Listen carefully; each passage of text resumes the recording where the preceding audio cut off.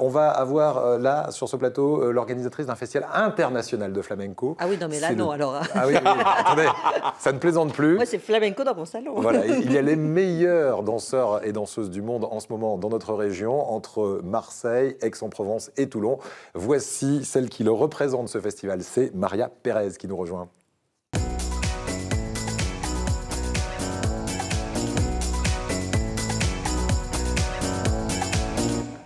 Voilà, Maria était sur la proue du bateau, elle saluait la foule et elle nous rejoint.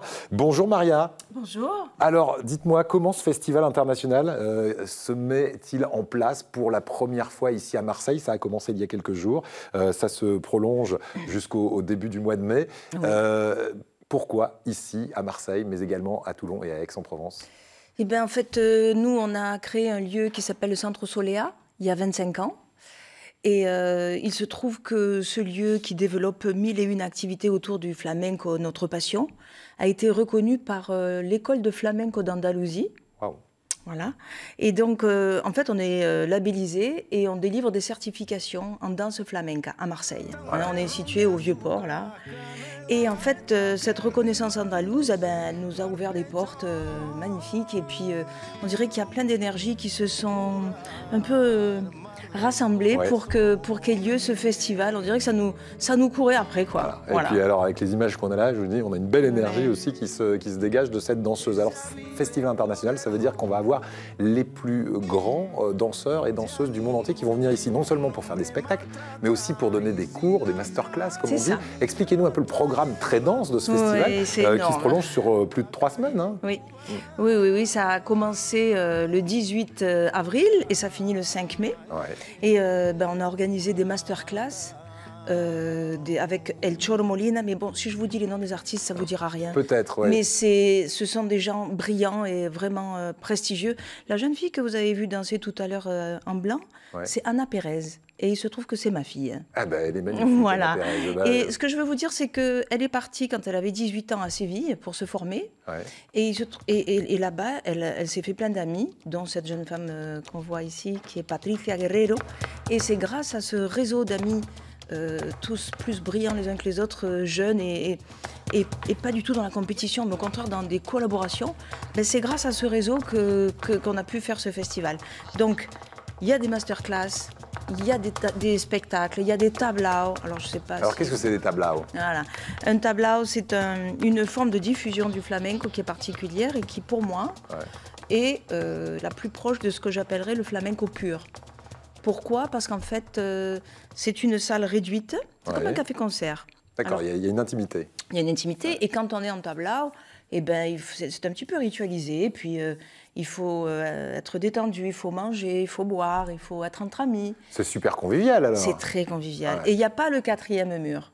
Et en fait, le public n'est pas un consommateur de spectacle, il participe. Il a une très grande responsabilité. Alors, en parlant de participation, expliquez-moi ces ateliers-là. Si par exemple, Eric et moi, puisque Virginie apparemment s'y entend un peu, on est nuls en flamenco, est-ce qu'on peut venir apprendre à danser? Est-ce que c'est le lieu ou pas? Oui. Oui. Alors, on a proposé donc des stages et des masterclass avec de grands noms, mais on a aussi proposé des stages d'initiation.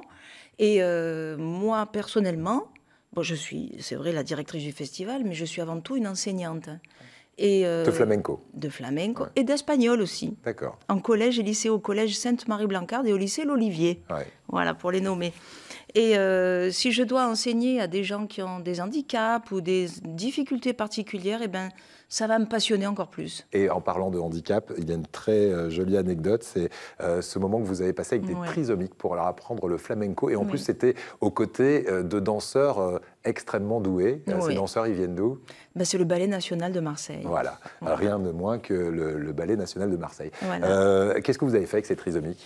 En fait, c'est Patrick Padovani, qui est élu aux handicapés à la ville de Marseille, qui m'a mise en contact avec Katia Bergamelli, qui est venue sur ce plateau de l'association TCAP 21. Je ne sais pas si vous vous en souvenez, elle est extraordinaire.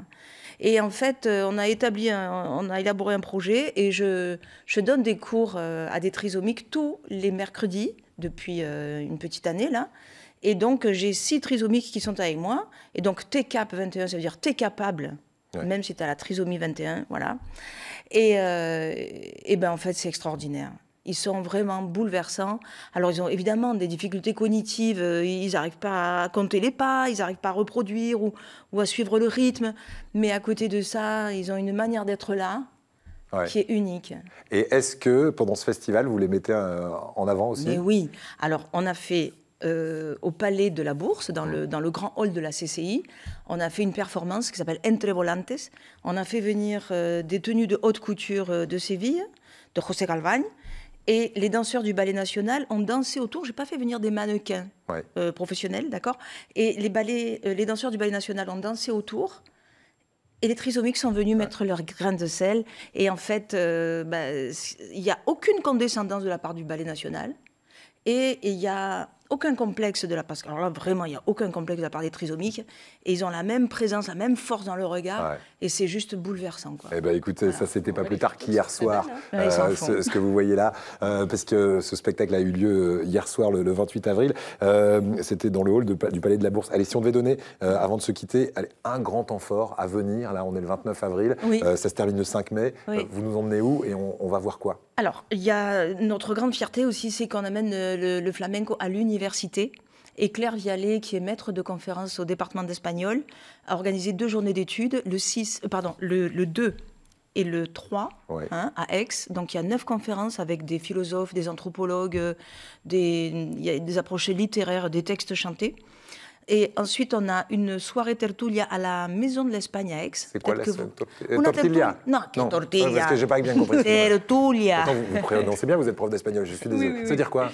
Una tertulia, c'est une soirée qu'on passe entre un télo, on va dire pour le dire vite et mal, et c'est une soirée où on parle, où on va tchatcher, où on va parler, et ça peut être sur un thème scientifique ou sur un thème philosophique, et là, ça sera sur le flamenco. Voilà, donc soirée tertulia. Ça sonne un peu comme se torturer l'esprit. C'est un peu ça. D'accord, j'ai compris. Et après, on a le tablao au Centre Solea, avec Anna Pérez que vous avez vu, et la soirée, le bouquet final au Tourski, avec Andando por Solea. Ça, c'est le 5 mai. Et pour avoir l'ensemble du programme, on va sur votre site internet et le site du festival. C'est ça. Vous l'avez en tête, là, hein? Oui, alors c'est festivalflamenco-azul.com. Voilà, festivalflamenco-azul.com. Merci beaucoup à vous, Maria Pérez, et longue vie à ce festival. Première édition cette année, et il y en aura d'autres, c'est certain. J'espère. On peut le dire déjà ou pas? Oui. On attend de voir? On attend de voir. On fait tout pour. Merci, Maria Pérez.